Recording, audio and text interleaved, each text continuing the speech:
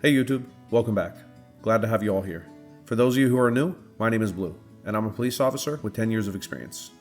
Today's case comes from several requests in the comments of my recent video on the Madeline Soto case. Yet another case that has many in the nation worried, the disappearance of 3-year-old Elijah Vue. This brings us to Two Rivers, Wisconsin, where Elijah has been missing for just over 2 weeks now. Today, I'll do my best to outline the case for you and build a timeline, discussing all the facts as we know them now. We cover all things crime here, from old serial killer cases to the most recent trending crimes. So if you like the sound of that, feel free to subscribe. I also do my best to take suggestions, so leave any ideas or questions for me in the comments. As always, let's get started with a quick background of the incident and what led up to it. Elijah Vue is a 3-year-old child who was reported missing on February 20th, 2024. The circumstances around his disappearance are beyond suspicious, so let's get into them. Elijah Vue was born to mother Katrina Bauer and father Jimmy Bauer in 2021. Elijah was allegedly left in the care of a known male, Jesse Vang, who was the current boyfriend of Katrina. Our story begins on Monday, February 12, 2024. Katrina claims her son Elijah is having unspecified disciplinary issues and asks her boyfriend Vang to help. Allegedly, Katrina claims that he is the enforcer of the rules in their relationship. This help would include Katrina driving Elijah nearly 150 miles from his hometown of Wisconsin Dells to Two Rivers, Wisconsin. Katrina dropped Elijah off into the hands of Vang at his home on the 3900 block of Mishicot Road. Katrina, ever the good mother, then left with a friend and went out of town, but the details of what she was doing and where she was doing it are limited as of now. While she was out of town, she recalls getting a phone call from Vang on February 17th, claiming that he was furious that Elijah had overfilled his diaper. So let's get into the so-called disciplinary routine that Katrina and Vang had planned out. In Katrina's own words, she wanted him to teach Elijah how to be a man. He claimed that he was very tough on Elijah and would not tolerate him acting out in any way. Keep in mind, everything we know about this routine comes from Vang and Katrina. Vang claims that he was very tough on Elijah and would not tolerate him acting out in any way. He tells us that he made Elijah stand in timeout for hours at a time, anywhere from 1 to 3 hours, and was yelled at or punished if he did not. At times, this included making him pray while standing, often while Vang slept or napped. Elijah was only allowed a single toy to play with, and would even have that taken away if he was not considered good. When Elijah, who still wears a diaper despite being 3 years old, would overfill his diapers, he would be punished with a cold shower.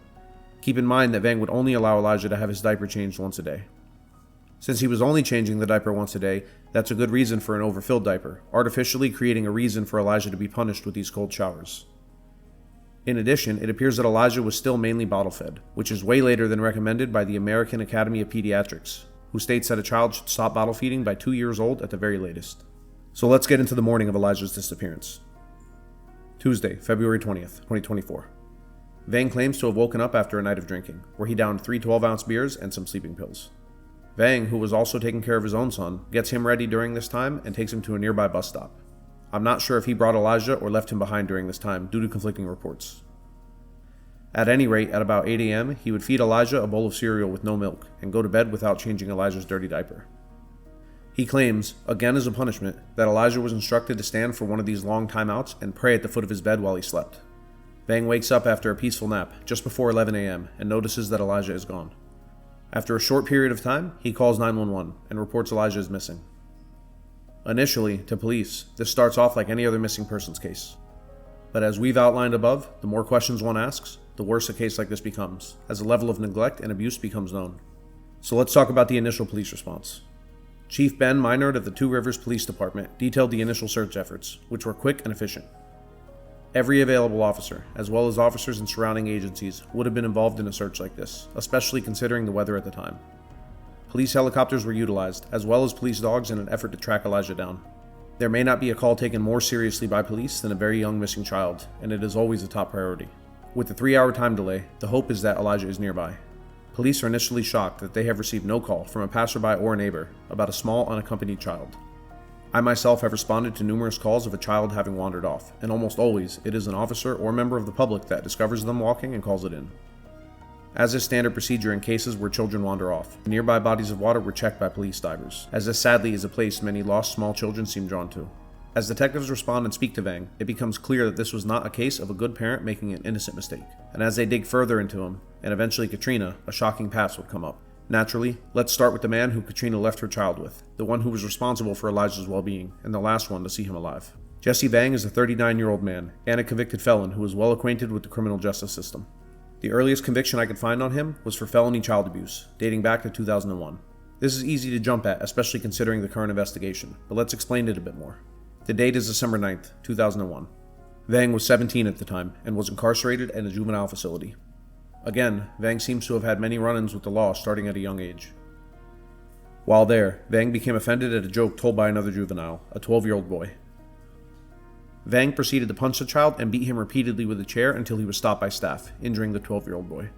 Several months later, Vang pled guilty to the felony child abuse, becoming a convicted felon before he was even old enough to legally vote. On this charge, he would serve 10 months, presumably in addition to whatever else he was incarcerated on. Vang's criminal history shows numerous convictions for other misdemeanor and felony crimes, with his most recent being a federal conviction for drug trafficking. On October 11, 2016, according to court documents, Vang was accused of distributing 50 grams or more of a mixture or substance containing a detectable amount of methamphetamine. This stemmed from an incident in 2013. While Vang may not have served much time on his other charges, the feds have a conviction rate of around 95%, and so he spent 3 years in prison from 2018 to 2021. He was released early, and if you see my other videos, you shouldn't be surprised, and he was also given supervised release until 2025. So what about Elijah's mother, one of the people he should have been able to trust more than anyone in the world? Well, let's take a look at her background. Katrina Bauer is a 31-year-old woman from Wisconsin, and herself is no stranger to troubles with law enforcement. I have seen some mixed reports here, but she appears to have 2 convictions for disorderly conduct in 2011 and 2015, with other minor arrests for traffic and misdemeanor drug charges. However, it appears she has an open case for child neglect stemming from a 2023 incident. You see, Katrina is reported to have 4 other children with her husband and the biological father of Elijah, Jimmy Bauer. And per reports, those 4 children have been taken away and are in the custody of the state, at least according to family members. And on that note, let's talk briefly about Jimmy Bauer. What information there is on Jimmy has mostly come from his family. According to them, Jimmy and Katrina were estranged from them, and so they never really got to see Elijah or their other 4 children.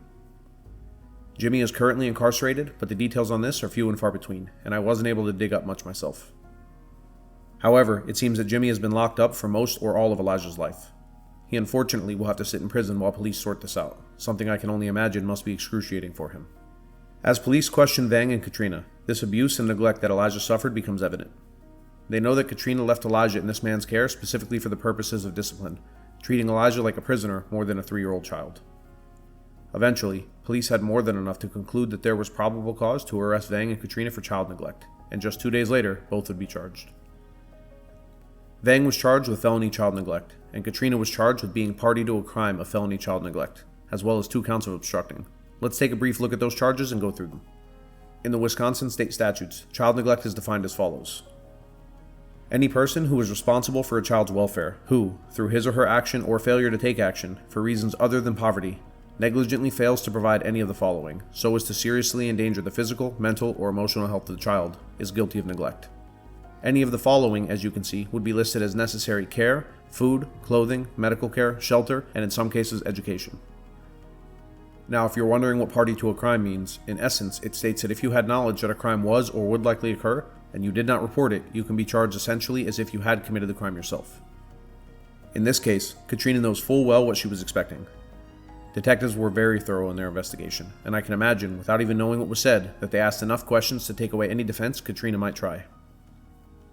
For instance, they established that Katrina asked Vang to watch her child for the purposes of disciplining him. They further established that Katrina and Vang had spoken about what punishments were okay, with Vang telling Katrina that he would only change his diapers once a day and give him cold showers as punishment.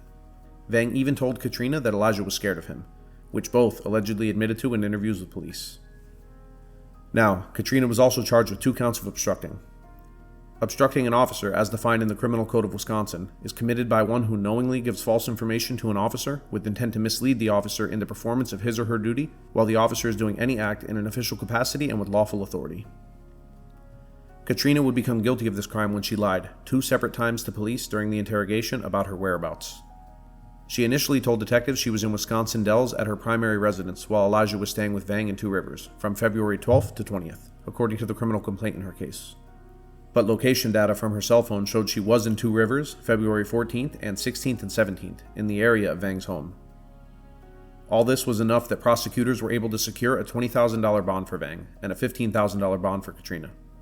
From what I can see online, Wisconsin requires that all of the cash bond be paid, contrary to many places such as Florida that only requires 10% with a bondsman. Elijah's family have asked for no bond, wanting the pair to stay in jail until Elijah is found. Katrina has since asked that she be released with no bond, as she promises she will return on her court date. This was, of course, denied.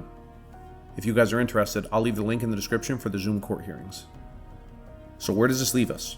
Entering the third week since Elijah disappeared, where is the investigation at? In terms of what we know as the public, not much has changed.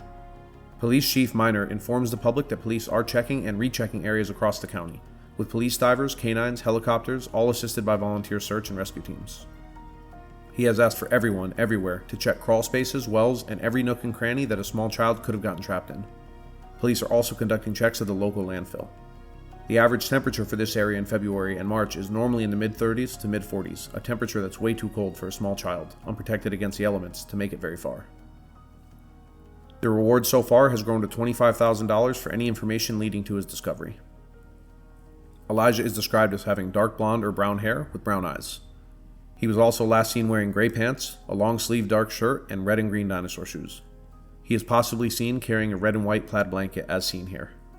As of March 5th, police have released information regarding a 1997 four-door Nissan Altima, beige in color, bearing a Wisconsin license plate beginning with A and ending with O. This car is not owned by either Katrina or Vang. Additionally, police have said that their interest is not with the current owner of the car, but rather video footage of it on February 19th between 2 and 9 p.m. From my view, police are being extremely tight-lipped about the investigation, something that is obviously necessary. But it does cause me to worry that they're on the trail of something much bigger than a simple missing child case, and I think all of us share the same fears. It seems, at this point anyway, against reason that Elijah just wandered away and has evaded searchers for so long. So then, was he taken by someone who found him and just never reported? Or is there something more to Katrina's lies about her whereabouts during the week leading up to Elijah's disappearance? I think we'll get the answer soon, whether we like it or not. In the meantime, we can only pray that he is found safe and given to a family that truly cares about him. If any of you have information that can help in this investigation, I'll leave a number on the screen for you to contact. And that's all, for now anyway, in the Elijah Vue investigation, but you can be sure there is more to come. I hope you guys enjoyed it.